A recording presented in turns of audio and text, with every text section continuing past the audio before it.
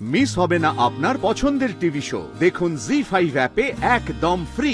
বলছি তুমি অফিসে চলে যাও, তোমার দেরি হয়ে যাবে। মা আমি বাদলকে ডেকে নেবো। না বাবা, রাজের খবর না নিয়ে আমি এখান থেকে কোথাও যাব না।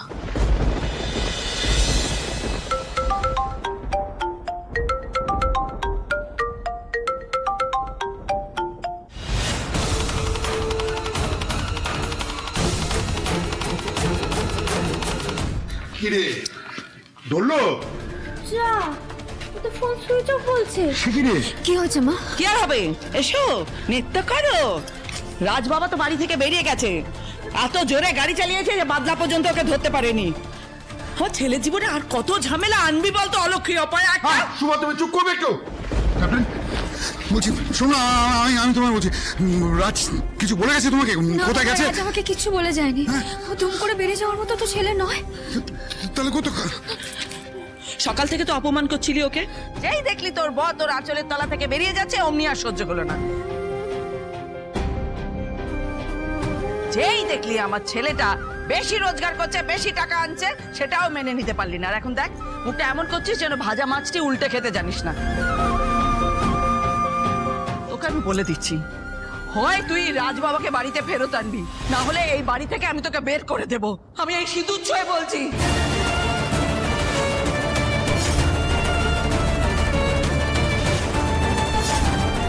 মা, এসব কি অলুক করে কথা বলছেন আপনি? রাজ আমার স্বামী, আমি কেন রাজার ক্ষতি চাইবো? আজকে রাজার যদি কিছু হয়ে যায় তাহলে আপনার যেমন ক্ষতি হবে তেমন আমারও ক্ষতি হবে। কেন শুধু শুধু আমাকে এতগুলো কথা শোনাচ্ছে? আমি তোর এত কথা শুনতে চাই না। আমার ছেলেটাকে ফেরত আনবি, নালে বেরোবি। বেরো বাড়ি থেকে, বেরো। কি হচ্ছে নাকি? মাগো তুমি উপরে যাও, একটু স্থির হয়ে বসো। মা তুমি যদি এখন এখানে থাকো তাহলে তোমার শাশুড়ি মাকে সামলানো যাবে না। আমি আছি মা, আমি দেখছি। মা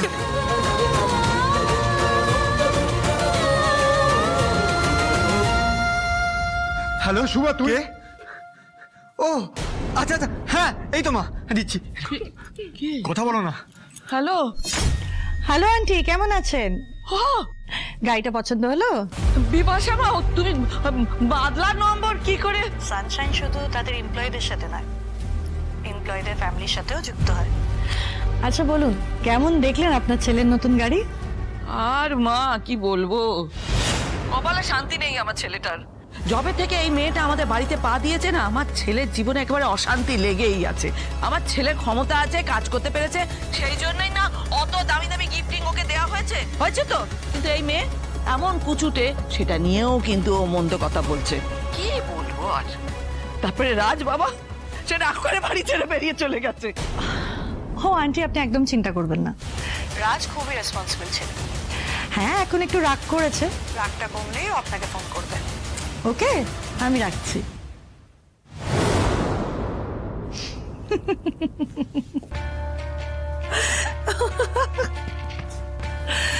ও বেবস, টু মাচ। সিনেমা দেখতে যাওয়ার প্ল্যান ছিল, এখন মেয়েটা বাড়িতে বসে বসে কাঁদছে।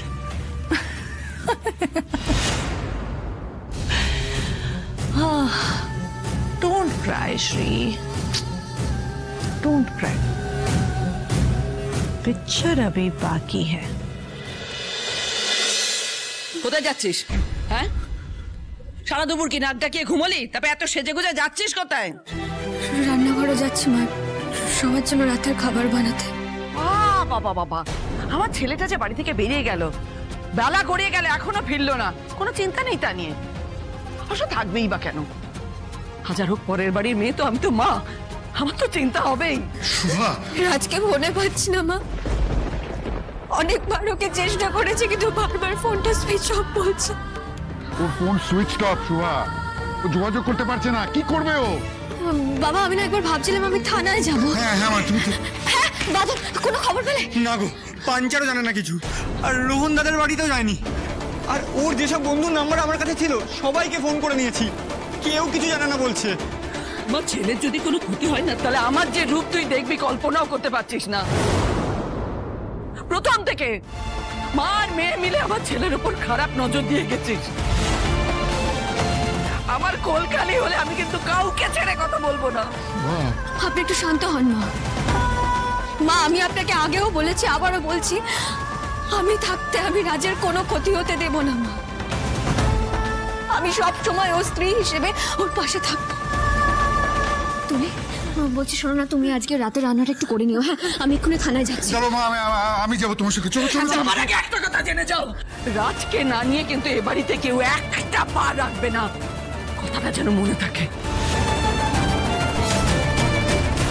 চলুন বাবা। চলো মা।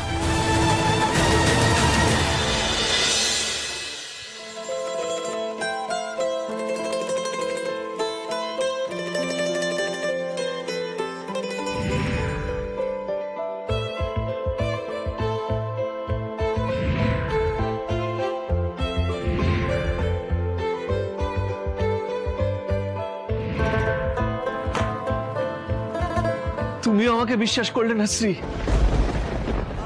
তোমার এখনো মনে হচ্ছে আমি শর্টকাট নিচ্ছি?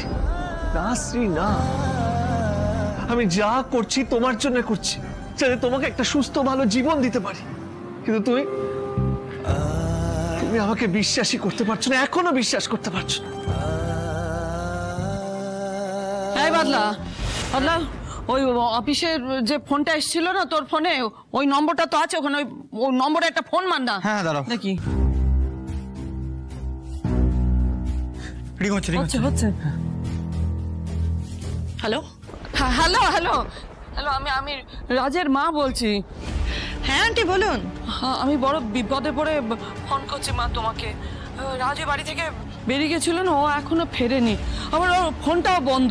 ও কোথাও কোনো বন্ধুর বাড়িতে যায়নি তো? মানে তেমন কিছু মনে করতে পারছেন আন্টি?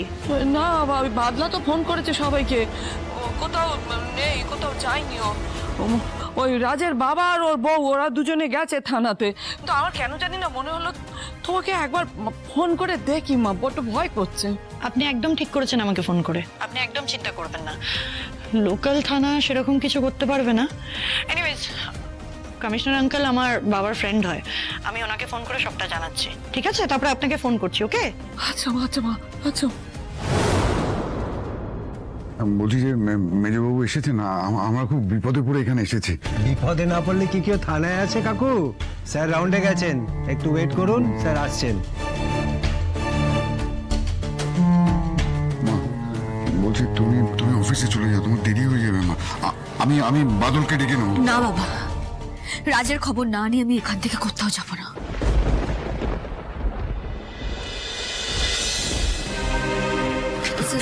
স্যার এসে গেছেন, ওনারা এসছে। কি হয়েছে? চুরি না মলেস্টেশন? স্যার আমার হাজবেন্ড দুপুরে কাউকে কিছু না বলে বেরিয়ে গেছে, এখনো ফেরেননি। জি5 ডাউনলোড করুন আর সব এপিসোড দেখুন একদম ফ্রি।